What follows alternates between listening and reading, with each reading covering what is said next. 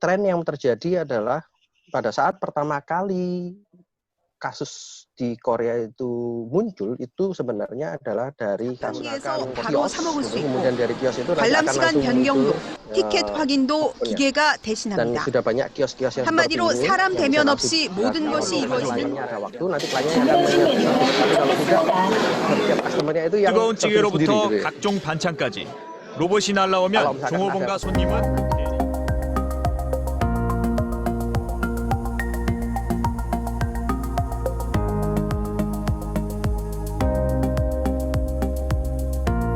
Halo rekan maritim, bagaimana kabarnya? Semoga tetap bersemangat dan produktif.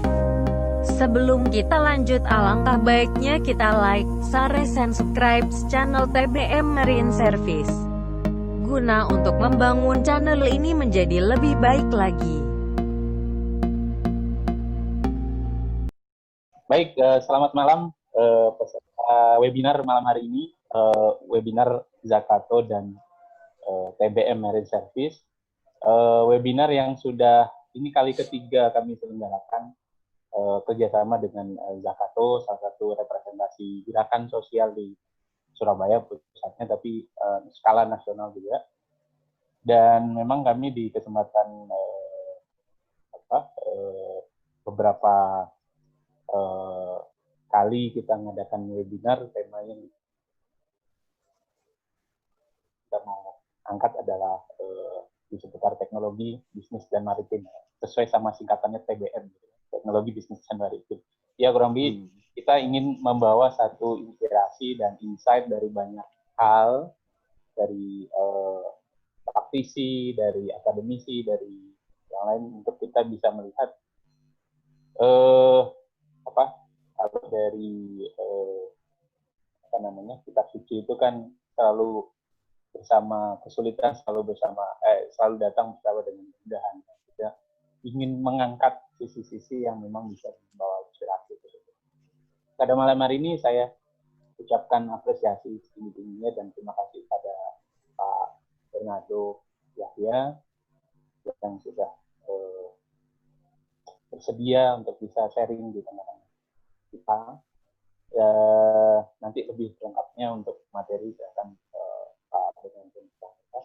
Dan juga malam hari ini spesial dimoderatori oleh Pak Muhammad Aziz, karena memang topiknya spesial, jadi saya minta khusus Pak Aziz bisa memoderasi.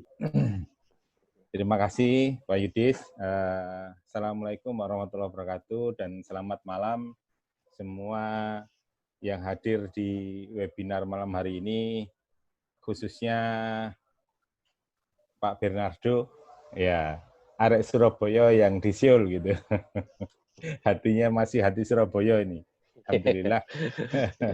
Kita ngobrol dengan pesertanya kebanyakan arek Surabaya. Oke. Baik, beberapa waktu yang lalu saya diskusi dengan teman-teman Ristek Dikti, karena memang saya ada aktif juga dengan teman-teman Ristek Dikti. Saya salah satu reviewer di insentif inovasi di sana. Itu Pak Menteri Ristek Dikti itu sudah menyampaikan ya bahwasanya di situsnya itu bunyinya gini, kutipannya. Kita harus siap dengan new normal situation ya menghadapi pandemi COVID-19. Bahwa interaksi ekonomi ke depan, kalau saya boleh rangkum, itu adalah less kontak ekonomi. Tidak kontak free, tapi less kontak ekonomi. Nah, itu ungkapan beliau. Ya, itu ungkapan beliau. Ya, jadi saya ambil kutipan itu karena memang beliau me-warning kita, ya khususnya pebisnis, ya untuk siap-siap ke arah sana. Ya. Nah, tentunya kita sebagai pebisnis, terutama saya ya, itu harus mempersiapkan diri sebaik-baiknya ya dengan new normal tersebut gitu, dengan new normal tersebut. Ya karena kalau tidak ya seperti yang disampaikan itu kita terdisrupt gitu ya. Ya. Nah, malam hari ini alhamdulillah ya terima kasih ke Pak Bernardo yaitu beliau kebetulan adalah pakarnya ya contactless gitu ya. Jadi kita bisa dengar dari beliau ya mengenai contactless atau contact free ya, atau contact free ekonomi ini ya seperti apa, karena secara teknis memang saya belum kebayang. Meskipun pada waktu itu sudah dengar omongannya Pak Menteri, tapi saya secara teknis belum kebayang. Maka dari itu ada Pak Yudis ngundang Pak Bernardo ini, saya senang sekali. Saya bilang, wah bagus tuh, ya saya pengen dengar juga gitu. Nah, teman-teman yang gabung ini sebagian juga saya ngundang, mereka juga pengen tahu gitu. Ya mohon kami diberi pencerahan Pak Bernardo. Selanjutnya tidak panjang lebar, saya persilahkan Pak Bernardo untuk menyampaikan paparannya. Monggo. Ya, terima kasih banyak untuk waktu dan kesempatannya. Pertama-tama saya mengucapkan selamat menjalankan ibadah puasa buat saudara-saudari, buat Bapak Ibu yang menjalankan ibadah puasa. Terima kasih. Dan terima kasih untuk undangannya dari Pak Yudis, dan terima kasih juga untuk kesempatannya dari Pak Aziz.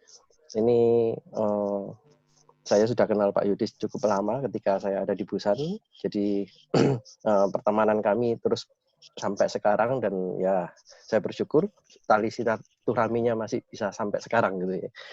Ketemunya jarang-jarang tapi akhirnya ketemu di dunia maya gitu. Nah, hari ini saya mencoba membayangkan apa yang bisa saya sampaikan kepada teman-teman di Indonesia. Mungkin khususnya ini banyak yang dari Surabaya gitu, karena saya ini wajah memang katanya seperti orang Korea tapi hati masih orang Surabaya gitu. Nah, saya membayangkan apa yang bisa saya sampaikan, dan khususnya ketika diminta oleh Pak Yudis, saya membayangkan mungkin topik ini bisa menjadi sebuah topik yang menginspirasi teman-teman. Jadi saya memberikan judul The Next Normal, Contact Free Economy, A Lesson from Korea. Kalau seperti yang disampaikan Pak Aziz tadi, contactless itu juga bisa punya makna yang sama dengan contact free. Memang arahnya nanti adalah contact free, cuma mungkin sampai saat ini masih contactless.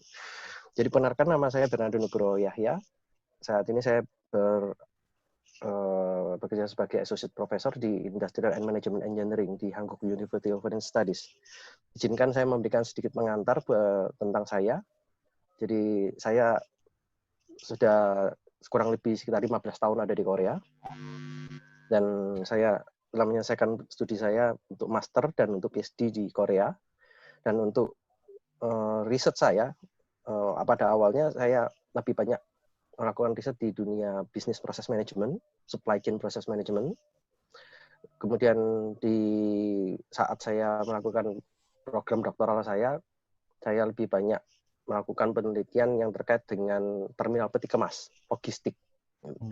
Dan seiring berjalannya waktu, ketika saya menyelesaikan studi S3, saya melakukan postdoctoral fellow di UNIS, kemudian saya menjadi dosen, dan saat saya menjadi dosen, ternyata saya harus mencari topik penelitian saya sendiri, karena kalau misalkan bicara tentang sesuatu yang berhubungan dengan perusahaan Korea, itu ya ada keterbatasan.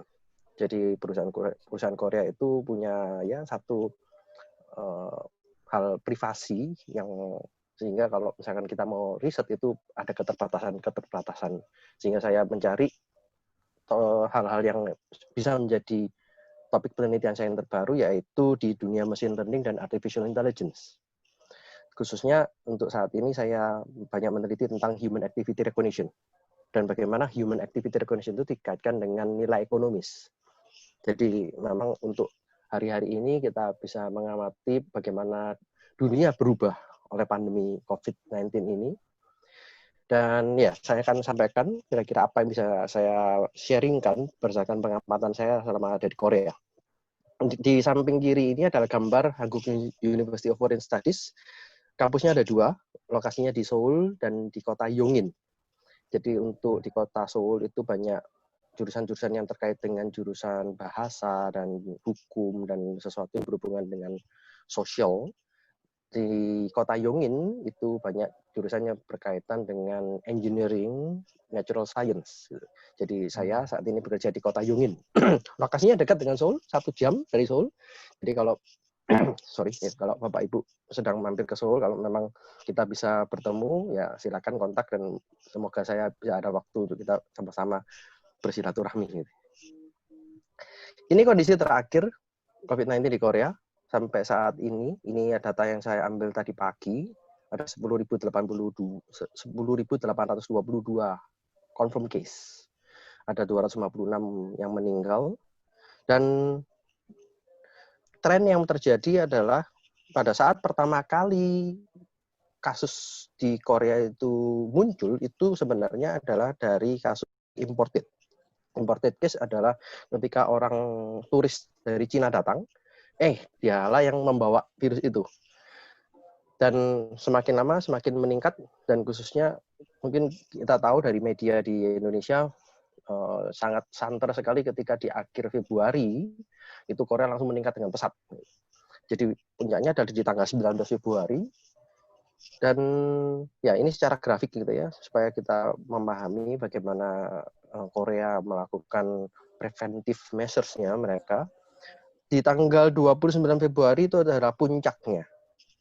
Sampai tanggal 29 Februari ini banyak sekali perusahaan-perusahaan yang melakukan work from home, kemudian banyak kantor-kantor yang ditutup, semua orang tidak bisa melakukan aktivitas di luar.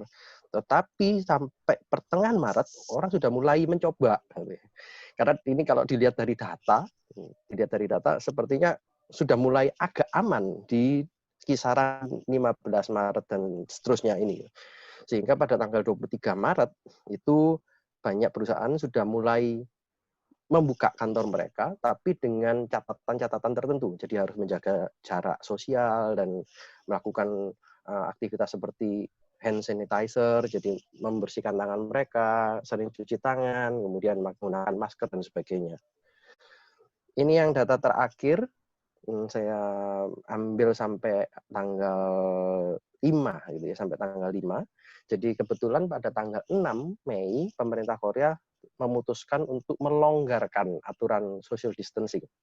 Karena dari tanggal 1 sampai tanggal 5 itu jumlah kasus positif di Korea sudah bisa dikatakan mendekati 0. Jadi antara 10 sampai ya di bawah 10 gitu ya, tidak sampai 10. Sehingga kalau misalkan dilihat dari grafiknya, ini ada satu grafik yang memperlihatkan secara keseluruhan gitu. Jadi dari tanggal 27 April kemudian sampai seterusnya itu sudah sangat kecil. Sehingga dirasa pemerintah Korea bisa melonggarkan aturan social distancing. Nah, hari ini baru kami mendengar kasus baru lagi, di mana orang ini tidak berpergian ke luar negeri, dia juga tidak berkontak dengan orang-orang yang imported case, tiba-tiba dia terindikasi positif. Dan dia jalan-jalan, dia pergi ke klub, dan 15 orang hari ini terindikasi positif. Nah, ini sesuatu yang menarik dari tim medis, akhirnya mencoba mencari tahu kenapa, apa yang menyebabkan orang ini bisa terindikasi positif, padahal dia tidak mendekati orang yang sedang lagi sakit COVID, sakit COVID gitu. Nah, ini masih dalam penelusuran, moga-moga dari beberapa hari ke depan kita tahu apa permasalahannya. Mungkin kalau Bapak Ibu sudah melihat beberapa artikel di media atau mungkin Bapak Ibu yang ikut di WhatsApp, ada banyak orang yang men-share tentang ini stay at home economic gitu. Ada perusahaan-perusahaan yang jatuh, ada perusahaan-perusahaan yang bangkit, tapi ada perusahaan-perusahaan yang ada di tengah-tengah yang sedang memutuskan apa yang harus dilakukan supaya mereka tetap bisa survive. Nah, dengan melihat komposisi ini sebenarnya pemerintah Korea juga punya pandangan. Apakah kalau misalkan perusahaan-perusahaan yang di daerah default, gitu ya, perusahaan-perusahaan yang di daerah default ini setelah masa pandemik ini mereka bisa diselamatkan atau tidak? Atau ada cara-cara yang baru sehingga industri-industri yang the rise, yang meningkat pada saat pandemik ini nanti bisa mensupport perusahaan-perusahaan yang di sisi default. Nah, ternyata ada banyak hal yang terjadi yang tentunya tidak sama antara Korea dengan Indonesia. Dan Korea mencoba menelurkan satu istilah baru. Ya, ini istilah yang mungkin agak unik gitu ya. Mereka mengatakan untact. Jadi tag-nya ini mungkin dari kata contact gitu ya. Nah, ini yang dicetuskan oleh orang-orang untact. Jadi tidak berkontak langsung. Apa yang bisa dilakukan ketika kita itu melakukan sebuah aktivitas ekonomi tapi tidak kontak. Gitu. Kemudian ada orang-orang yang mencoba mengatakan sebenarnya bukan untact, bukan tidak berkontak secara langsung, tapi ngomongnya ini on-tact. On itu artinya ya mungkin dalam artian sehari-hari kita yang kita lakukan saat ini adalah online, gitu ya. Online order, kita beli lewat marketplace, kita kunjungin yang namanya Tokopedia, kita kunjungi Bukalapak, kita kunjungi Shopee dan sebagainya. Gitu ya. Istilah ini itu sebenarnya sudah mulai sejak tahun 2015, sudah mulai booming, meskipun sebelum-sebelumnya juga sudah ada media-media yang seperti Gojek, seperti Grab dan sebagainya itu sudah ada di Korea, tapi istilah ini baru dimunculkan sekitar 2015-2016. Gitu. Nah, yang menarik adalah pada saat itu dimunculkan contact free economy ini itu adalah hal yang dilakukan oleh orang-orang untuk mengatasi masalah-masalah seperti high labor cost. Gitu. Jadi Korea itu tingkat ekonominya lebih tinggi dari Indonesia, sehingga untuk biaya sumber daya manusia itu tinggi sekali. Bisa dibayangkan untuk UMR di Korea itu standarnya adalah sekitar kalau dirupiahkan 12 juta rupiah. Jadi karena itu banyak orang-orang Indonesia yang berusaha untuk belajar bahasa Korea kemudian menjadi PMI. Ya, istilahnya sekarang PMI, pekerja migran Indonesia. Nah, dari hal high labor cost ini, kemudian banyak pebisnis mulai berpikir, apa yang bisa dilakukan supaya high labor cost ini bisa dialihkan menjadi hal-hal yang lain. Dan ada permasalahan lain tentang comfortable disconnection. Nah, comfortable disconnection ini kalau ketemu orang, ada orang-orang yang merasa mereka merasa aku lebih baik tidak bertemu dengan orang. Kenapa? Ya karena di Korea banyak orang yang mengatakan orang Korea ini rasis, sehingga kalau misalkan ya mohon maaf gitu ya, kalau orang Korea ketemu orang yang berkulit hitam, gitu, mereka itu seakan-akan takut gitu. Jadi comfortable disconnection-nya itu ada. Jadi dari sisi mungkin penjual itu ketika bertemu dengan orang kulit hitam dari Afrika gitu langsung mereka kaget. Wah, ini ada apa gitu. Ini kok sepertinya kita punya perbedaan. Nah, dengan melihat pandangan ini, kemudian ada juga yang mengatakan bahwa uncomfortable communication. Jadi orang Korea kalau mungkin lihat Bapak Ibu Saudara yang senang lihat drama gitu ya. Orang-orang Korea ini ngomongnya tuh keras, nadanya keras, dan cenderung kadang tuh kasar. Sehingga ada beberapa orang yang sebagai penjual atau sebagai orang yang melayani customer itu mereka harus bisa sabar, mereka harus bisa ya menahan diri ketika customernya tuh berbicara kasar. Queuing problem. Nah, kalau sudah masalahnya tuh panjang sekali antriannya, nah ini juga jadi masalah.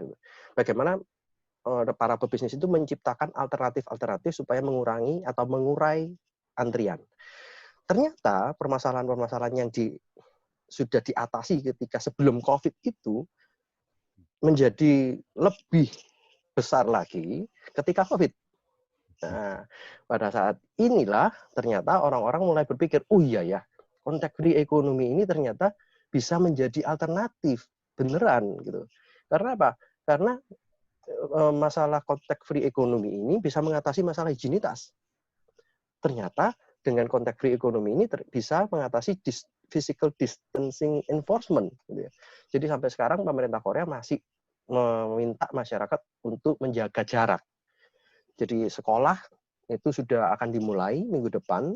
Kemudian saya sebagai pengajar di sini, saya juga sudah menerima surat pernyataan gitu kalau minggu depan kelas offline itu dimulai, maka saya harus bersedia melakukan A, B, C, D gitu ya.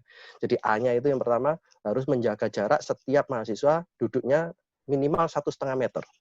Kemudian setiap mahasiswa harus pakai masker. Saya harus mengajar menggunakan masker. Wah, saya nggak tahu tuh bagaimana caranya ngajar pakai masker gitu ya.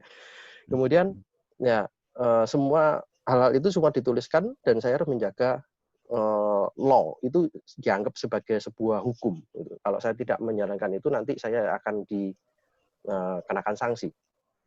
Dan ternyata setelah COVID-19 ini contact free economy ini menjadi sebuah saluran bisnis baru. Gitu. Karena orang berpikir saluran bisnis yang lama ini ternyata tidak menguntungkan, nggak ada pasarnya, dan mereka membuatlah dengan yang namanya contact free economy. Khususnya ya Korea jumlah penduduknya semakin menurun, jumlah tingkat kelahiran semakin menurun, mau nggak mau mereka harus mengandalkan yang namanya digital economy. Dan ini kesempatan buat mereka untuk membuat contact free economy ini menjadi lebih besar. Ini sebuah statistik ketika orang Korea itu melakukan cuma transaksi dengan contact free economy sebelum COVID itu meledak di Korea. Jadi sebelumnya itu adalah minggu ketiga bulan Februari, itu masih yang kecil-kecil yang grafik di sebelah kiri. Ya. Tetapi setelah COVID-nya itu langsung booming, nah kelihatan dari yang merah-merah ini ya. Yang di tengah itu adalah untuk healthcare product. Jadi membeli hand sanitizer, membeli masker, membeli alat-alat elektronik yang berkaitan dengan sterilisasi rumah. Nah, ternyata kenaikannya cukup signifikan 704%, dan mereka melakukan itu dengan online. Mereka melakukan itu dengan ya membeli produk-produk secara online. Dan juga groceries and dairy product. Itu meningkat dengan contact free economy. Jadi mereka langsung pesan, telepon, kemudian nanti diantar. Mereka pesan lewat website, terus diantar. Nah, itu sudah menjadi sebuah hal biasa gitu ya. Karena seperti saya sebutkan tadi, sejak 2015 orang-orang sudah mulai melakukan itu. Tetapi pada saat COVID terjadi, ternyata melambungnya sangat tinggi dan orang-orang lebih cenderung untuk melakukannya itu daripada sebelumnya. Gitu. Kemarin dari pemerintah, dari Kementerian Ekonomi dan Keuangan, Ministry of Economic and Finance, mereka menyatakan bahwa setelah melonggarkan policy social distancing, itu ada 10 hal yang akan dilakukan oleh pemerintah untuk mempercepat digital economy. Jadi ini adalah poin-poinnya, ada 10 item, dan salah satunya adalah yang saya kasih warna hijau, Creating Foundation for Non-Contact Services. Ya, ini bahasanya ada media yang mengatakan contactless, gitu ya, ada yang mengatakan contact free, ada yang ngomong non-contact, ya itu mungkin nanti tinggal terminologinya aja yang memang disesuaikan dengan mungkin teori dan sebagainya gitu ya. Tetapi intinya adalah bagaimana menjaga ekonomi ini tetap berjalan meskipun tidak ada kontak antara orang dengan orang. Gitu. Jadi bagaimana pemerintah Korea itu bisa menciptakan fondasi ini supaya nanti digital economy semakin dipercepat. Nah, ada banyak ranah yang bisa dilakukan sebenarnya ketika kita bicara tentang digital economy. Dan ketika bicara digital economy, ada sektor-sektor yang sudah ditentukan oleh pemerintah. Ini adalah sektor-sektor, ada 10 sektor yang sudah ditetapkan. Dan ini yang saya dapatkan dari salah satu research center. Ini pemerintah menerapkan ini 10 sektor yang saya cantumkan di sini. Cuma karena keterbatasan waktu saya tidak bisa memberikan contoh-contoh untuk semuanya ini ya. Jadi saya akan memberikan contoh-contoh cuma di yang saya berikan tanda hijau. Jadi tourism entertainment, kemudian teknologi, startup, healthcare, e-commerce, logistik, dan data and artificial intelligence. Nah, hari ini saya akan lebih banyak mungkin cerita tentang kasus yang sedang terjadi dan mungkin baru terjadi gitu ya di Korea. Kalau contact free culture itu yang sedang dilakukan di pemerintahan di Korea sendiri itu adalah ya kita harus menjaga jarak. Mungkin kita tahu semua di Indonesia juga diminta menjaga jarak. Dan mereka punya satu ukuran gitu ya. kalau misalkan kita tahu dengan orang yang kita ajak omong, gitu, siapa mungkin istri kita, suami kita, anak kita, atau orang yang dekat sekali dengan kita, ya nggak apa-apa dekat-dekat. Kalau kita tahu orang itu, mungkin rekan kerja kita, atau siapa yang ada di kantor, yang sehari-hari kita bertemu dan kita tahu bahwa mereka tidak punya histori tentang COVID dan sebagainya, ya kita mungkin masih bisa berkomunikasi dalam jarak 1 meter. Tetapi kalau kita tidak tahu siapa orang itu, ya ada baiknya kita menjaga jarak sampai sekitar 3,6. Ini ya ada penjelasan-penjelasan yang diberikan dari lembaga-lembaga seperti CDC dan WHO dan sebagainya. Dan ini dipakai sebagai patokan untuk banyak perusahaan di Korea. Nah, terkait dengan ini, akhirnya banyak perusahaan-perusahaan atau bisnis yang melakukan hal-hal yang sifatnya contact free. Nah, ini contoh gitu ya. Saya memberikan banyak contoh yang tadi saya sebutkan 5 industri yang mau saya sebutkan karena ini sudah menjadi hal yang baru. Kemudian ada hal yang lama yang sudah diimprovisasi, yang sudah ditingkatkan terutama kasus COVID ini. Dan ya, coba kita akan lihat beberapa. Ini videonya pakai bahasa Korea, jadi saya akan menjelaskan gitu. 코로나19로 최악의 상황을 맞은 극장이 사람 간 접촉을 최대한 줄인 이른바 언택트 시네마로 활로를 모색하고 있습니다. 로봇이 상영관을 안내하고 자판기가 팝콘을 판매하는 방식입니다. 김선희 기자입니다. Ketika seorang kalau mau masuk ke bioskop, 서울 시내의 한 멀티플렉스 극장. mereka bisa memilih 관객이 로봇에게 상영관 위치를 물어보자 바로 서비스를 시작합니다. setelah beli tiket, 위치 안내해 주세요. dia ditunjukkan akan masuk ke ruangan di mana. 매점도 줄 서서 기다릴 필요가 없습니다. popcorn, 메뉴를 주문한 뒤 출력한 주문서를 바코드 시스템에 대면 바로 픽업 박스에서 가져올 수 있습니다. Jadi dengan ketuk aja, kemudian langsung pintunya secara otomatis akan dibuka, kemudian customer bisa mengambil. 팝콘도 커피나 음료수처럼 자판기에서 바로 사 먹을 수 있고 관람 시간 변경도 티켓 확인도 기계가 대신합니다. 한마디로 사람 대면 없이 모든 것이 이루어지는 이른바 언택트 시네마인데 반응이 좋으면 더 늘려나갈 계획입니다. 접촉을 거의 하지 않으니까 그러면 너무들 즐겁고 재밌어 하시고요. 개인에게 상영관을 2시간가량 통째로 빌려주는 서비스도 생겼습니다. 일부 멀티플렉스 직영 극장에선 객석 점유율이 낮은 시간대인 상영관을 저렴한 가격에 빌려줬는데 하루 만에 매진됐습니다. 비대면 서비스가 많아지고 나홀로 관객도 늘어나며 극장 풍경이 바뀌고 있습니다.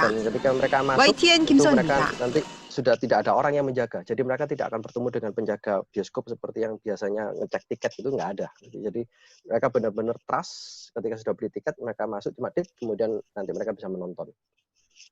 Tentunya kalau misalkan dari sisi efisiensi, cost saving gitu ya, itu ya efisiensinya sangat tinggi, kemudian cost savingnya bisa menurunkan cost. Gitu ya. Kemudian ini dari sisi online offline-nya ya itu akan meningkatkan sales-nya gitu ya. Dan tentunya setelah COVID ini physical distancing-nya pun akan berjalan. Jadi karena poin yang paling penting adalah physical distancing. Sehingga contact free ini menjadi sebuah hal yang positif untuk perekonomian. Yang kedua adalah tentang restoran. Nah, di restoran ini juga orang ternyata sudah, restoran-restoran sudah memulai. Ini tidak semua restoran, tetapi ada beberapa restoran sudah memulai dengan menggunakan robot. Kita lihat.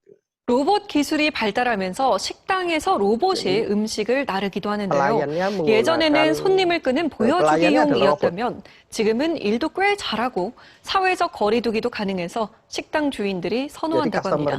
김세진 기자입니다. 손님들 식사가 한창인 한 갈비집.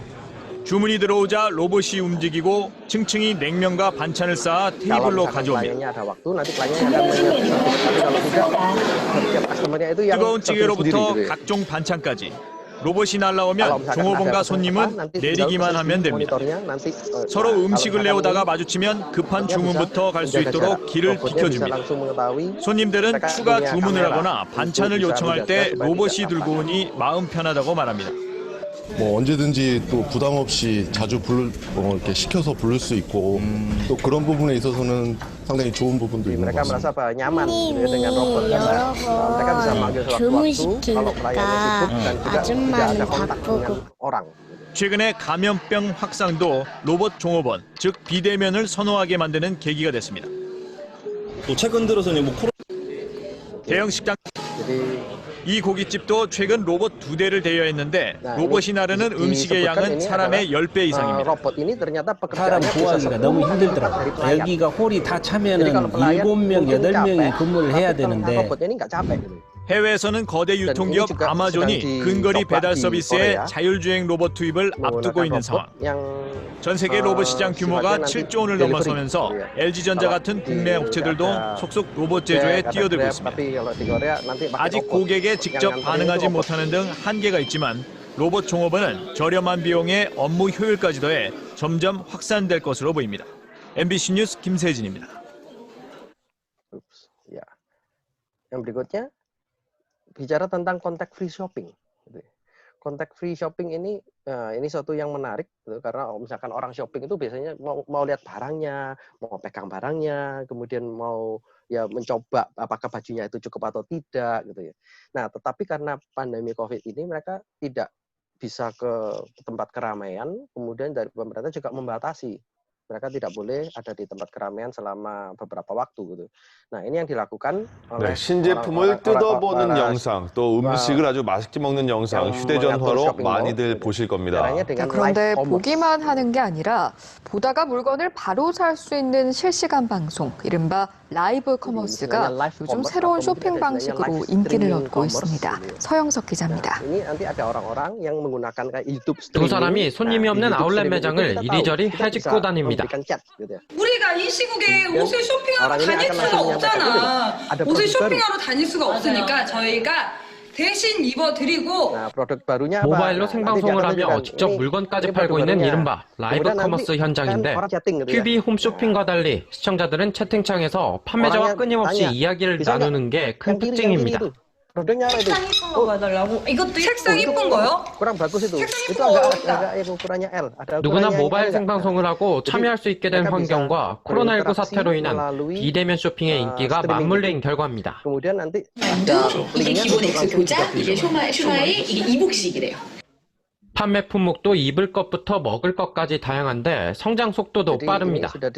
작년 12월에 비해서 시청 인원이 5배로 증가하고 있고 지금도 계속해서 할 때마다 많이 대폭 증가하고 있습니다. 전문가들은 인기의 원인을 양방향 소통에서 찾습니다.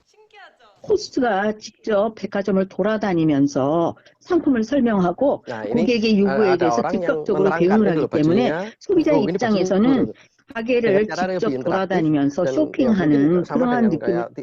유통업계와 전문가들은 코로나19 사태가 종식되더라도 소비자가 참여할 수 있는 간접 체험형 쇼핑이 새로운 유통의 인기 통로로 자리 잡을 것으로 보고 있습니다. 연합뉴스 TV 서영석입니다. Cost dan dari sisi efisiensi tentunya memang sudah ada beberapa online shopping yang melakukan gitu ya. Tetapi akhirnya ada YouTube streaming seperti ini atau mereka menggunakan media-media streaming yang lain gitu. Ada interactivity. Interactivity apa? Kalau misalkan orangnya itu langsung ngomong, tolong lihat yang warnanya itu, tolong lihat yang warnanya itu, tolong lihat yang ukurannya itu, tolong lihat produk yang baru. Dan itu membuat streaming ini menjadi lebih live gitu ya. Jadi lebih seakan-akan mereka ini merasakan bahwa mereka ada di toko gitu. Apalagi kalau misalkan ternyata yang menjadi streamingnya itu adalah selebgram. Wah, itu tambah lebih laku lagi gitu ya. Apalagi misalkan itu bajunya dipakai oleh orang si artis gitu. Wah, tambah lebih laku. Nah, itu yang sudah dilakukan. Cuma mungkin yang artis itu nggak ada di YouTube gitu ya. Jadi ini tidak ditampilkan di media. Jadi kita tidak bisa melihat itu. Yang ini menarik yang menggabungkan antara data dengan produk gitu ya. jadi ini menggunakan artificial intelligence. 언택트 소비가 확산되면서 무인 매장이 각광받고 있습니다. 사람이 없는 자리를 채우는 것은 인공지능 같은 각종 최첨단 기술들인데요. 국내 ICT 산업을 이끄는 이동통신사들이 이 무인 매장에 주목하며 미래 시장을 준비하고 있습니다. 황희화 기자의 보도입니다. Orang masuk ke dalam, mereka 서울 을지로 한 빌딩 안에 마련된 무인 편의점. 올해 초부터 KT와 GS25가 시범 운영 중인 이곳은 건물 내 직원들이 수시로 들락날락하는 핫플레이스로 꼽힙니다. 원하는 상품을 들고 나가면 바로 자동으로 결제가 돼서 너무 편리하고 다른 사람이 있든 없든 기다리지 않고 비대면으로 살 수 있는 점이 정말 좋아요. 계산대 직원도 지폐나 동전 같은 현금이 없어도 문제없이 물건 구매가 가능한 것, 고객 동선을 추적하는 AI 카메라, 물건 수량을 자동으로 인식하는 선반, 간편 결제 시스템 같은 최첨단 기술들이 집약돼 있기 때문. QR코드, 인공지능이 만난 무인 편의점에서는 dia memasukkan ID dari handphonenya, kemudian mengambil barang, kemudian ketika mengambil barang keluar, 이처럼 원하는 상품을 간편하고 빨리 구매할 수가 있습니다. ada pembayaran di handphone. 카메라에 대한 어떤 솔루션 비용이 좀 들긴 하지만 기존 인건비 대비 60% 이하로 절감했을 수가 있습니다. 그리고 아처럼 관리를 휴대폰으로 관리를 하기 때문에 한 1인 사장님이 매장을 3개로 운영할 수 있다는 것도 장점입니다. KT뿐 아니라 SK텔레콤도 편의점을 비롯해 다양한 형태의 무인 매장 상용화를 준비하고 있습니다.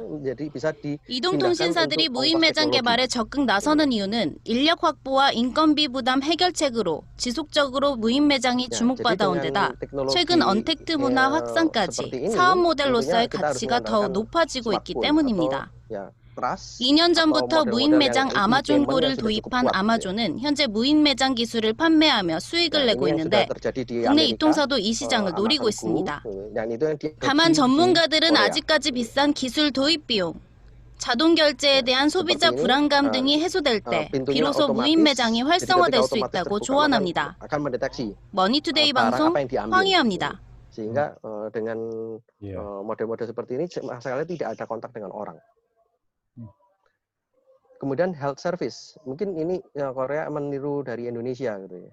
Ini yang saya dapatkan adalah mereka mencoba meniru apa yang ada di Indonesia dengan cara telemedicine. jadi telepon. 코로나19로 인해서 그동안 법으로 금지됐던 의사의 전화 상담과 처방이 한시적으로 허용됐었죠. 이런 원격 의료는 이제 필수가 될 거란 인식이 커지면서 정부도 규제 혁신을 검토하고 나섰습니다. 앞으로 의료 서비스에 큰 변화가 예상되는데 먼저 그 현 주소와 가능성을 남주현 기자가 취재했습니다. 코로나19 시 전화 처방전을 보내도록 한 겁니다. 가도 걱정이고 와도 걱정이고 이러는데 마음이 좀 한결 낫지요. 대구 경북 지역 생활치료센터에서도 서울에 있는 대학병원 의료진이 경증 환자를 원격 진료했습니다. 간호사가 하루에 2번 전화를 해서 화상으로 문진을 하고 이틀에 한 번은 의사가 화상 문진하고 이런 비대면 원격 진료를 포함한 원격 의료 허용 논의는 그동안 의료 영리화 우려 속에 금기시되었습니다. 환자들이 대형 병원으로만 몰려 1, 2차 의료 체계가 무너지고 관련 산업계만 이득을 볼 것이라는 반대 여론 때문입니다. 그런데 이번 사태 속에서 전화 진료는 의료진 부족과 병원 감염 문제에 itu sedang ada penolakan dari orang-orang Korea terutama bagaimana mereka bisa yakin bahwa servisnya itu bagus. Kemudian bagaimana mereka bisa yakin bahwa datanya itu terjaga. Kemudian bagaimana mereka bisa yakin bahwa kalau sudah minum obat dan sebagainya, padahal tidak ada, kalau mungkin dokter mengatakan harus ada tes fisik gitu ya. Nah, tapi itu tidak ada tes fisik yang berlaku. Nah, itu masih pro dan kontra. Yang menarik adalah banyak rumah sakit sudah melakukan itu, meskipun masih pro dan kontra dari kalangan masyarakat. Ya, catatan terakhir saya yang bisa saya sampaikan malam ini adalah ternyata ada resilience versus convenience. Ada orang-orang yang mungkin yang dari orang-orang yang sudah berumur, mereka merasa untuk teknologi ini adalah teknologi yang susah gitu ya. Khususnya orang-orang yang sudah berumur, mereka nggak tahu Pak, gimana caranya tuh pegang di kios, kemudian kalau pilih popcorn yang seperti apa gitu ya. Tapi untuk orang-orang kaum milenial, mereka lebih senang karena ini adalah sebuah experience.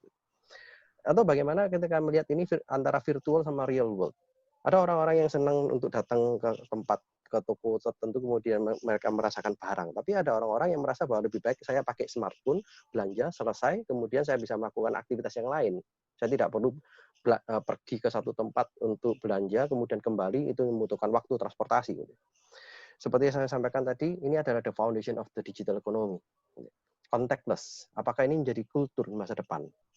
Dan ya, yang pesan terakhir yang bisa saya sampaikan, ini masih ada banyak isu, terutama untuk security dan privacy. Kita nggak tahu teknologi itu sampai semature apa.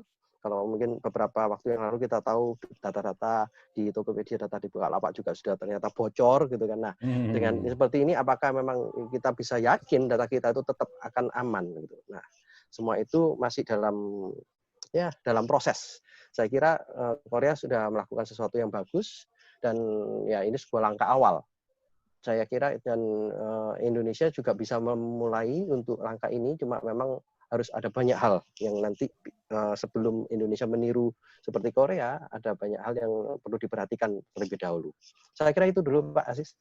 Terima kasih Pak Bernardo paparannya. Nah, ini tadi pada waktu Pak Bernardo pemaparan ada chat berjalan dari Pak Sukron. Kita kedatangan tamu Pak Sukron. Assalamualaikum dan selamat malam Pak Sukron. Nah, Pak Sukron ini salah satu petingginya Nokia Asia Pasifik, Pak. Jadi beliau ini ekspert di telekomunikasi telco ya. Ya, mungkin bisa dibukakan Pak Yudis untuk Pak Sukron bisa mengomentari dan menanggapi apa yang disampaikan Pak Bernardo sebelum tamu-tamu yang lain bertanya atau berpendapat. Silakan Pak Sukron.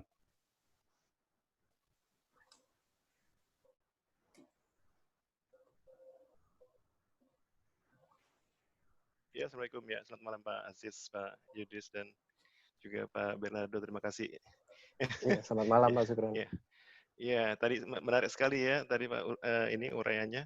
Tapi Pak Aziz tadi itu agak hiperbola menjelaskan bahwa saya bukan petinggi di Nokia, saya hanya karyawan di Nokia aja.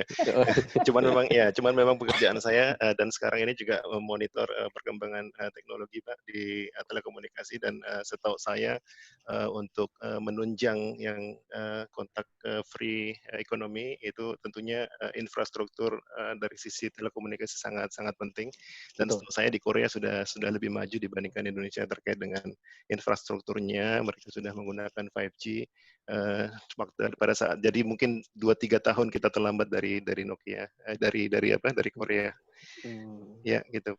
Jadi tadi itu Pak, setahu saya juga di Indonesia sudah ada dari pemerintah ya Pak Aziz ya, ada program dari perindustrian ya, Departemen Perindustrian untuk Making 4.0 itu program. Jadi Pak Jokowi kan sudah mencanangkan sejak mungkin 2-3 tahun lalu, dan mungkin seperti halnya di Korea tadi yang saya dengar bahwa dengan adanya COVID ini lebih terakselerasi Pak. Jadi nanti mungkin barangkali juga di Indonesia akan terjadi akselerasi dalam hal ini, karena setahu saya itu saat ini semua operator sudah melakukan juga trial, tetapi kalau yang saya pahami itu road plan-nya itu baru mungkin 2022 ya, baru mungkin akan ada komersial untuk yang 5G-nya di beberapa kota besar, tapi mungkin dengan COVID ini mungkin akan ada akselerasi itu yang juga akan terjadi mungkin di Indonesia seperti halnya di Korea, karena melihat kebutuhan yang semakin mendesak.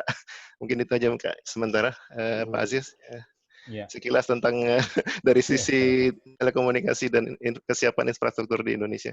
Ya. Baik, terima kasih Pak Sukron. Terima kasih.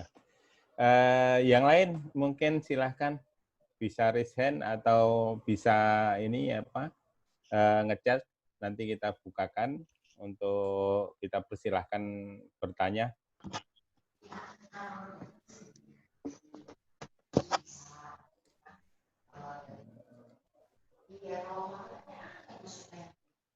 Ada yang mau bertanya ini? Iya, silakan.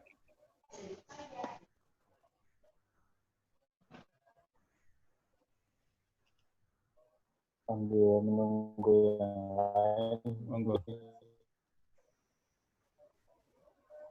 Pak Bernardo, kalau dilihat memang secara infrastruktur dan bisnis enabler itu di Korea, mengenai kontak free ini sebelumnya berarti memang sudah ada persiapan ke sana kah di di luar kondisi COVID ini dan berapa tahun sebelumnya merencanakan itu di Korea. Ya, jadi kontak free ini seperti yang tadi saya sebutkan, dari tahun 2015 itu istilah itu sudah didengungkan. Karena memang Korea semakin meningkat perekonomiannya, kemudian UMR-nya semakin tinggi. Tadi saya sebutkan juga permasalahan utama adalah high labor cost. Sehingga ketika high labor cost ini muncul, orang-orang pebisnis mulai mencari cara bagaimana melakukan sebuah bisnis yang efisien secara cost. Nah, dari situ akhirnya mereka memunculkan bagaimana kalau tadi di teater itu nggak pakai orang, tapi pakai kios gitu. Jadi orangnya yang langsung self service gitu. Dan itu sudah banyak dilakukan karena self service ini menghindari kesalahan sebenarnya. Gitu. Menghindari kesalahan karena kalau misalkan saya sebagai orang asing, kalau katakanlah saya itu mau beli sesuatu, mungkin cara saya ngomong itu salah. Kemudian ketika saya bertanya sesuatu, mungkin orangnya kurang paham sehingga ada miskomunikasi. Nah, dengan menggunakan kios kita bisa memilih sendiri. Akhirnya dari pihak toko atau dari pihak pemberi jasa itu mereka merasa lebih aman. Karena kesalahan itu bukan ada di pihak mereka, kesalahan ada di pihak si customer yang memilih sendiri. Gitu. Karena itu self-service itu sekarang lebih dominan karena seakan-akan toko merasa bahwa ini adalah menjadi peran customer sendiri. Kalau misalkan salah, customer yang tadi yang kan sudah yang tekan gitu. Jadi kesalahan menjadi bukan dari pihak pemberi jasa, tapi dari customer. Kemudian ya dari sisi kenyamanan itu tentunya lebih nyaman karena kalau misalkan menggunakan kios kita bisa lihat berbagai macam dengan digitalisasi itu. Kemudian itu menjadi sebuah opsi omnichannel. Omnichannel dalam artian kalau misalkan kita pergi ke restoran, kemudian kita cuma ketemu sama pelayan, kalau pelayannya lagi repot, kita nggak bisa langsung pesan gitu. Tapi kalau misalkan ada robot sebagai alternatif, kalau pelayannya sibuk, mungkin kita bisa ngomong dengan robotnya, kita pesan melalui robot, dan itu akan lebih mengefisienkan waktu kita ada di restoran. Dan tentunya kita lebih efisien, tidak perlu berlama-lama di restoran, kemudian ya kita bisa melanjutkan akses yang lain gitu. Mungkin agak sedikit aneh kalau buat orang Indonesia, kok makan kok cepet-cepet gitu ya. Mungkin di Indonesia masih ada kultur kalau makan itu mungkin sama ngobrol, kemudian diskusi. Nah, itu adalah momen silaturahmi gitu ya. Tetapi di Korea kita sangat punya aktivitas individu yang sangat ketat sekali gitu. Bahkan di kantor-kantor itu mereka sangat ketat sekali. Jam 12 makan, kemudian jam 1 harus kembali. Kalau enggak mungkin bisa kena potong gaji. Dan kalau misalkan mau makan, bahkan ada beberapa mereka yang terlalu sibuk, mereka nggak keluar, makanan diantar ke tempat mereka. Nah, hal seperti itu yang membuat kalau dalam bahasa Koreanya pali-pali, cepat-cepat gitu ya. Jadi semuanya itu serba cepat. Sehingga efisiensi itu kalau misalkan dengan menggunakan tadi kontak free ini, itu mereka lebih senang karena lebih cepat. Gitu. Itu budayanya di Korea seperti itu. Kira-kira itu. Terima kasih. Ini ada Pak Suhada dari bisnis tambang ini ingin bertanya. Saya persilahkan Pak Suhada. Terima kasih Pak Aziz. Assalamualaikum warahmatullahi wabarakatuh. Semangat malam. Semangat malam, baik, Pak Fernando. Terima kasih Pak. Inspiring sekali untuk materinya. Saya banyak bekerja di pertambangan, Pak. Jadi di Indonesia sendiri, saya banyak di lokasi pelosok lah ya, di Kalimantan, di Sulawesi, dan di beberapa lokasi yang memang itu, jangankan 3G gitu kan. Kalau 1G aja nggak ada kadang-kadang, Pak. Jadi memang masih sangat susah. Pertanyaan saya, apakah di Korea masih ada daerah seperti itu? Gitu ya. Artinya kan kalau tadi saya lihat kan itu di kota besar kali ya. Tapi kalau Korea pun mungkin ada di area tertentu yang juga masih remote area, itu seperti apa? Itu mungkin pertanyaan saya pertama. Yang kedua, kalau saya lihat sendiri dengan tadi disampaikan bahwa drive-nya ini sebenarnya kan sudah lama dimulainya, lebih pendekatannya waktu itu untuk menekan cost employment. Nah, saat ini adalah kesempatan melakukan itu, kan seperti itu ya. Artinya dipaksa untuk segera melakukan itu karena memang ada corona yang kita harus merubah. Nah, perubahan yang mendadak ini kira-kira dampak Korea seperti apa ya, terutama untuk isu employment-nya, Pak. Pasti kan akan banyak yang unemployment nih. Kalau saya lihat ya, misalnya dari satu perusahaan saja, apalagi tadi lihat industri yang rising sama industri yang sudah mau tenggelam, saya yakin employment-nya lebih banyak di tenggelam sebenarnya, karena lebih masif worker kan gitu kan. Jadi Korea sendiri dalam hal ini, dia mendrive, satu sisi mendrive dari sisi yang rising-nya, tapi kalau saya lihat kan employment-nya tidak banyak nih. Nah, apakah ada policy dari pemerintah Korea terkait employment di sana ya? Artinya apakah ada perubahan-perubahan policy terhadap employment itu seperti apa, seperti itu ya. Jadi itu yang kedua Pak, mengenai isu employment itu tadi sih. Ya, dua aja ya. Dua aja, oke. Dua itu. Terima kasih Pak Aziz. Assalamualaikum warahmatullahi wabarakatuh. Oke.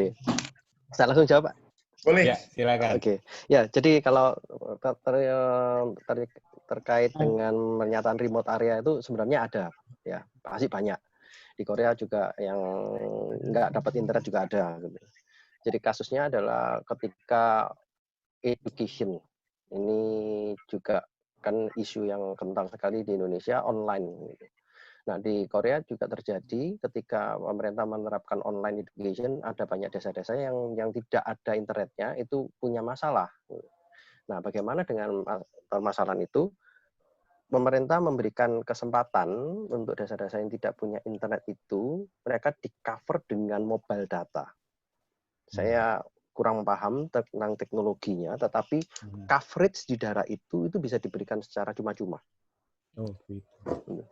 Nah, itu yang pertama. Jadi mungkin mereka punya kerjasama dengan telecommunication provider gitu ya, sehingga mereka bisa melakukan langsung seperti itu. Kemudian untuk di remote area yang mereka mungkin ekonominya menengah ke bawah, pemerintah memberikan support. Jadi di sesi saya yang lain tentang education technology, itu dari perusahaan-perusahaan besar seperti Samsung, LG, ya mereka adalah perusahaan-perusahaan yang sudah cukup mapan, mereka mendonasikan, mereka memberikan Galaxy Tab, mereka memberikan G-Pad itu penyanyinya LG, Samsung itu Galaxy Tab diberikan, didonasikan secara cuma-cuma. Ada yang dipinjami gitu ya. Jadi itu adalah satu usaha corporate social responsibility dari perusahaan-perusahaan besar untuk yang remote area. Jadi kalau dikatakan ada Pak. Cuma memang kalau tadi yang saya sempat sampaikan di sini adalah ini yang terkait dengan perusahaan-perusahaan besar gitu. Dan di kota-kota besar mereka lebih punya fasilitas, punya infrastruktur, jadi mereka lebih ya menyediakan untuk fasilitas seperti contact free economy ini. Gitu. Terkait dengan pertanyaan yang kedua, dampak unemployment itu tentunya berdampak sekali karena tidak semua restoran bisa punya robot, tidak semua convenience store, tidak semua toko seperti Alfamart, seperti Indomaret, mereka bisa menyediakan langsung fasilitas seperti tadi otomatis gitu ya. Tidak semua rumah sakit bisa menyediakan fasilitas telemedicine. Dan ya, kalau misalkan dari perusahaan-perusahaan yang di sisi fall itu sendiri, itu dampaknya memang luar biasa. Di banyak perusahaan-perusahaan yang sampai sekarang juga belum bisa survive, seperti ya, perusahaan seperti exhibition gitu ya. Tidak ada orang yang mau melakukan pameran, conference, tidak ada orang yang melakukan conference. Penerbangan juga sedang surut. Penerbangan yang kemarin di Korea itu kita punya Golden Week, tanggal 30 April itu libur, kemudian hari Jumat itu hari kecepit, akhirnya orang pilih hari Jumat itu diambillah cuti. Tanggal 4 itu hari Senin, hari biasa, tanggal 5 libur. Jadi tanggal 30 libur, tanggal 1 ambil cuti, tanggal 2 libur, tanggal 3 libur, tanggal 4 ambil cuti lagi, tanggal 5 libur. Itu libur panjang. Nah, yang terjadi apa? Sangat panjang, Pak. Nah, yang terjadi apa? Orang-orang karena sudah bosan di rumah, mereka melakukan reservasi ke hotel-hotel. Jadi hotel-hotel di tempat wisata yang sangat terkenal seperti Jeju gitu ya, kalau Bapak Ibu Saudara sering lihat drama Korea, Jeju itu seperti Balinya Indonesia, Balinya Korea gitu ya. Nah, entah bagaimana ternyata beberapa airline langsung menyediakan. Jadi mereka membuka layanan di waktu itu, mereka tahu ini ada peluang. Dibuka layanan dan langsung, Mbak, semua airline itu penuh, fully book. Jeju 80% sampai 90% hotel okupansinya penuh. Ada satu daerah wisata namanya Gangwon-do, 80% 90% hotel penuh. Nah, ini menjadi sebuah hal yang unik gitu ya.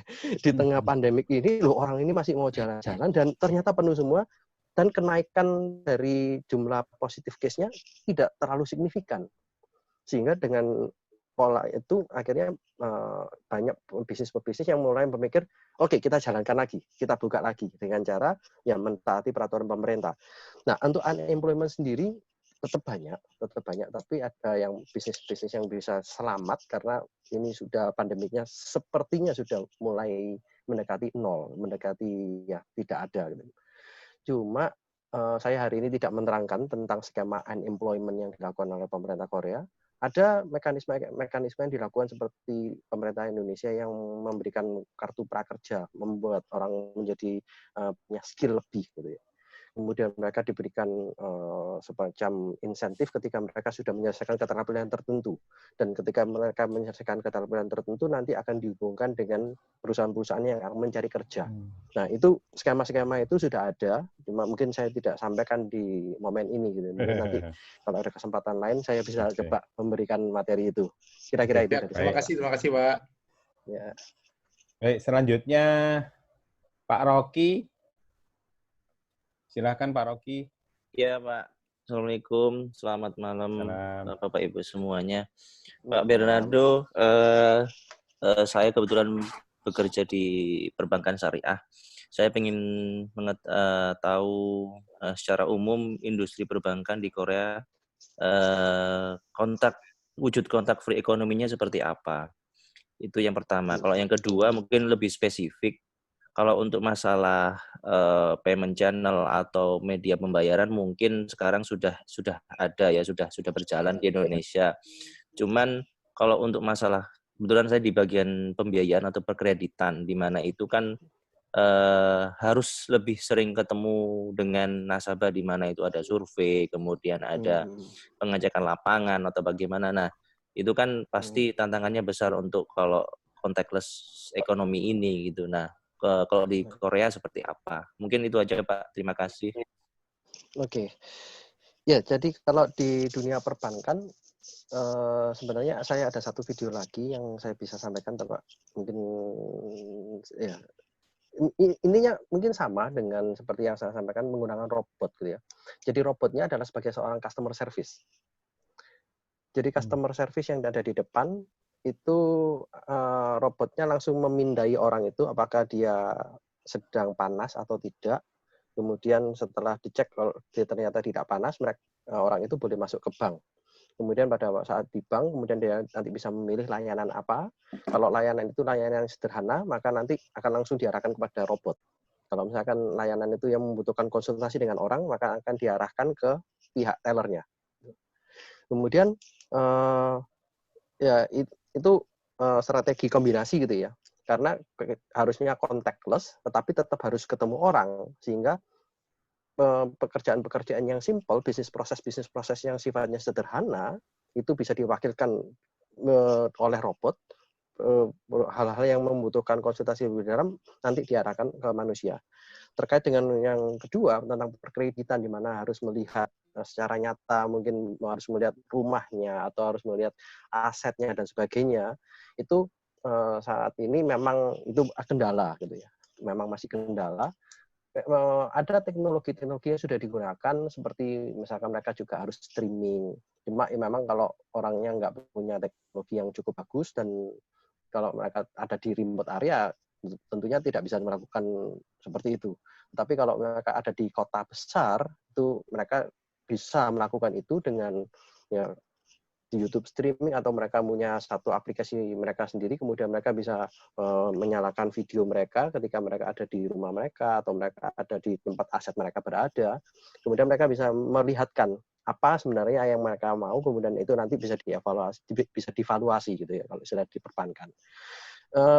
Memang ada keterbatasan. Saya kira ada keterbatasan, cuma pandemi yang di Korea ini sudah seperti saya sampaikan, mulai tanggal 6 Mei sudah mulai surut, sehingga aktivitas orang sudah sepertinya normal, tapi belum normal. Normalnya itu karena orang sudah keluar jalan-jalan di mall dan sebagainya, tetapi mereka harus pakai masker.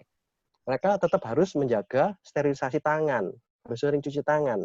Kemudian kalau misalkan ketemu orang atau antrian, mereka harus menjaga jarak. Nah, itu masih tetap dijaga, sehingga sebenarnya kalau untuk valuasi dan sebagainya itu tentunya tidak akan susah di masa-masa ini, karena seperti momen yang disampaikan oleh beberapa lembaga konsultan gitu ya, masa COVID ini ada dibagi menjadi 3, masa yang sangat resesi, kemudian setelah resesi, kemudian the future gitu. Nah, Korea ini sedang dalam masa setelah resesi ini gitu. Setelah pandemi sudah mulai nol, nah cuma belum sampai ke future-nya.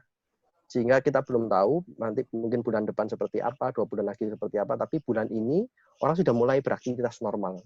Jadi saya kira untuk dari perbankan sendiri tidak terlalu masalah, cuma contactless-nya hanya dari sisi yang sangat simple sekali di depan, customer service. Itu. Ya, baik. Berikutnya Pak Victor. Silahkan Pak Victor. Pak Victor, silahkan Pak Victor. Masih Jun kah?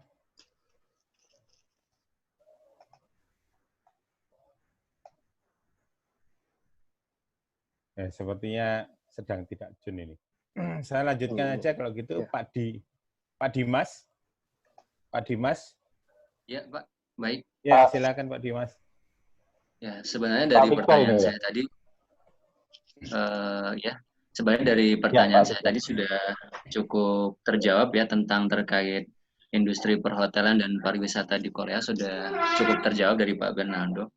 Namun yang ingin saya tanyakan lebih lanjut adalah bagaimana dengan pendatang dari luar negara itu sendiri? Apakah pemerintah Korea memiliki trik khusus? Karena di hari ini sendiri saya mendapatkan beberapa berita kalau untuk di Indonesia, beberapa startup perhotelan itu juga akhirnya mulai menghentikan operasinya.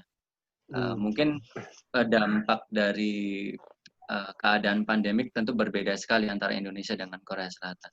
Dan banyak pebisnis perhotelan, termasuk saya dan beberapa kawan-kawan yang juga akan sedikit kebingungan bagaimana apakah ke depannya prosesnya akan tetap berjalan seperti sebelum adanya pandemik atau setelah pandemi.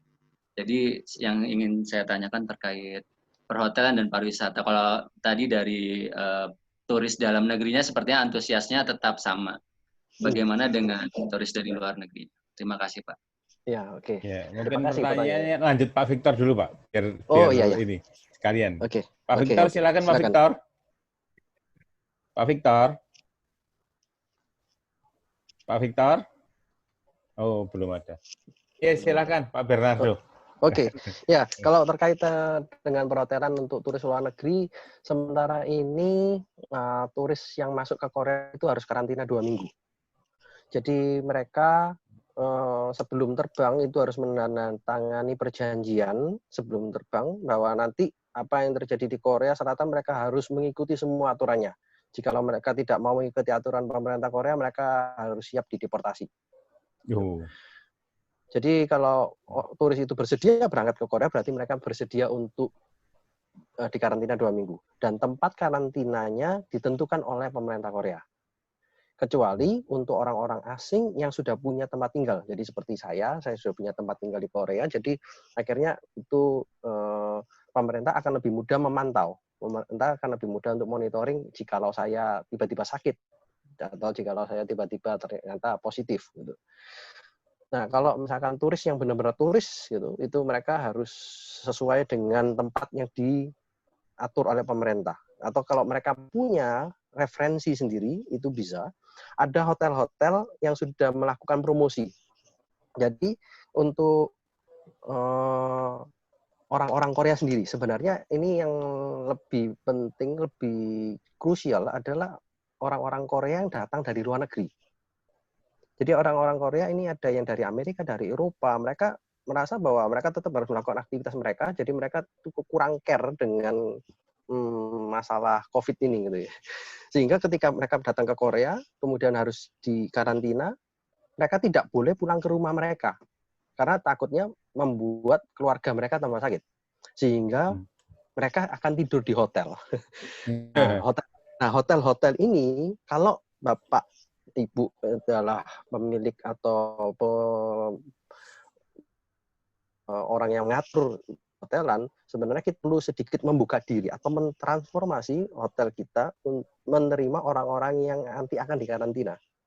Jadi itu yang dilakukan di daerah Daegu. Kalau Bapak Ibu membaca berita di Korea bahwa Daegu ini adalah kota yang pandeminya paling besar, jumlahnya sekitar 8.000 orang yang ada di sana.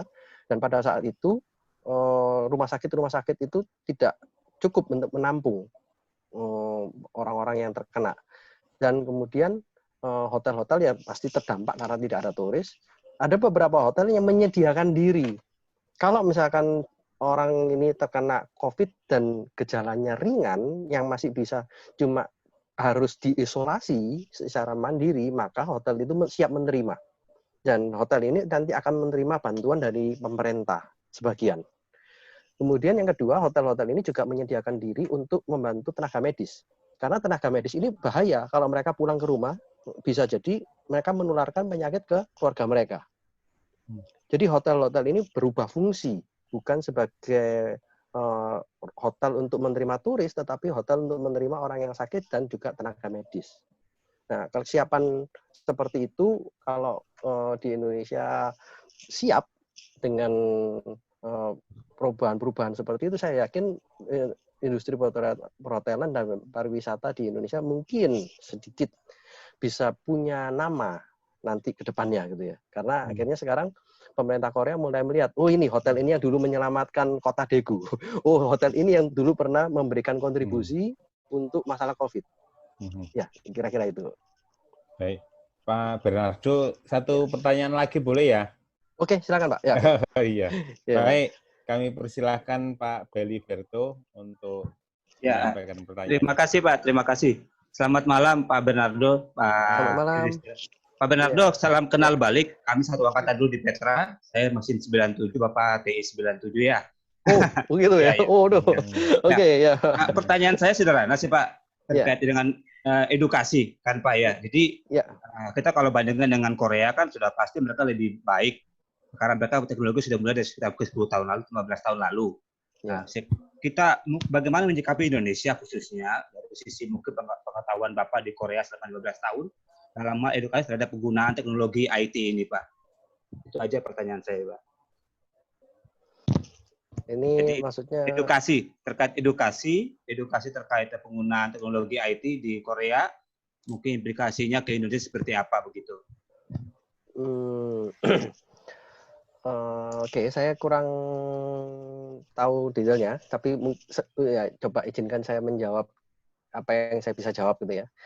Sebenarnya yang terjadi sekarang adalah teknologi. Jadi dari Korea sendiri ini sudah punya banyak program terutama masalah sosial program. Kalau dari Korea sendiri itu ada setiap laki-laki Korea itu harus wajib militer, Pak. Alternatif mereka kalau tidak mau wajib militer, mereka harus menjalani service program, mungkin kalau di dalam bahasa sehari-harinya, ya mereka harus ikut pelayanan masyarakat, pengabdian masyarakat, gitu. Nah, salah satu pengabdian masyarakat yang ditelurkan oleh pemerintah Korea adalah meminta mereka berangkat ke negara-negara yang tingkat GDP-nya lebih rendah dari Korea. Salah satunya adalah Indonesia. Jadi di beberapa daerah di Indonesia, itu Bapak Ibu bisa melihat ada anak-anak muda Korea yang diperbantukan di sana untuk melatih anak-anak kecil di Indonesia punya pengetahuan tentang IT. Jadi saya pernah ketemu dengan seorang mahasiswa saya kaget gitu ya. Dia mengatakan ke saya, I've been in Bandung. Oh, saya tanya, loh kenapa kok ke Bandung? Iya, this is the program from Korean government. I have to go to Bandung instead of doing my military service. I'm doing just a service for the community. Jadi mereka melakukan service kepada komunitas untuk melatih anak-anak di negara-negara yang berkembang supaya punya pengetahuan IT. Ya, entah apakah itu menjawab gitu ya. Dan kalau dari sisi IT memang Korea punya infrastruktur yang lebih maju dari Indonesia, tapi saya kira juga Indonesia juga tidak kalah. Indonesia sekarang dengan percepatan ekonomi yang dilakukan oleh pemerintah, kebijakan-kebijakannya sangat mendukung sampai mereka sekarang ya banyak application yang mendukung untuk perekonomian. Saya kira kalau dilihat dari sisi roadmap-nya Korea dan Indonesia mungkin sama gitu ya. Cuma mungkin dari sisi implementasi karena Indonesia itu sangat luas dari Sabang sampai Merauke itu susah untuk dijangkau semua gitu ya. Jadi saya kira mungkin pemerataannya saja yang mungkin belum. Tapi kalau dari sisi di Jakarta saya kira mungkin tidak kalah dengan Seoul. Kira ya. Siap. Ada kesempatan kita untuk maju lah ya. Ya betul. Saya kira gitu dari saya. Ya, terima kasih Pak Bernard ya. Sama-sama Pak. Ya, baik. Terima kasih untuk semuanya, khususnya Pak Bernardo. Waktunya saya rasa kita cukupkan dulu. Ya, Pak. Ya, memang kita belum dapat banyak karena memang pengennya banyak gitu. Betul Bapak. Iya, iya. Banyak gitu karena ya tidak mudah untuk kita implement kontak free tadi. Tapi semangat itu harus ada, semangat untuk semakin maju, semangat untuk semakin membaik, ya semangat untuk keluar dari COVID ini tetap racing gitu ya. Betul. Nah, baik. Ya, sebelum ditutup mungkin tadi pesannya Pak Yudi supaya ada foto bersama. Jadi semua akan dibukakan, mohon bisa dibuka kameranya, videonya supaya bisa diabadikan. Wow, ada Pak Ricardo. Pak Ricardo ini dari Kotra ini, Pak. Oh, oke. Ada kenal Pak Ricardo. Ada Pak Yusuda, ada Pak Tunjung, ya ada, waduh, baru terlihat semua. Pak Yudis yang melakukan foto ya? Ya, nanti dari Zakato, timnya Zakato yang. Oke. Iya. Ya. Dan informasi sudahkah? Recordingnya acara ini setelah ini akan dikirimkan ke masing-masing email linknya. Ya, terima kasih. Oke. Terima kasih, Pak. Ya, sudah ya. Ya. Baik, sekali lagi saya ucapkan terima kasih untuk Pak Bernardo dan semua yang telah berpartisipasi malam hari ini. Mudah-mudahan memberi manfaat kepada kita dan kita bisa segera maju ya. COVID-nya segera turun, kemudian kita bisa bisnisnya maju lagi, dan apalagi kalau berhubungan dengan Korea ya kesempatan bisnis Korea Indonesia ini juga lumayan gitu, sangat luar biasa kesempatannya. Ada Pak Ricardo itu yang memfasilitasi gitu ya. Baik, sekali lagi terima kasih untuk semua. Kita tutup. Selamat malam. Assalamualaikum warahmatullahi wabarakatuh. Saya kembalikan ke Pak Yudi. Warahmatullahi wabarakatuh. Kamsahamnida Pak Bernardo. Ya, kamsahamnida. Ya.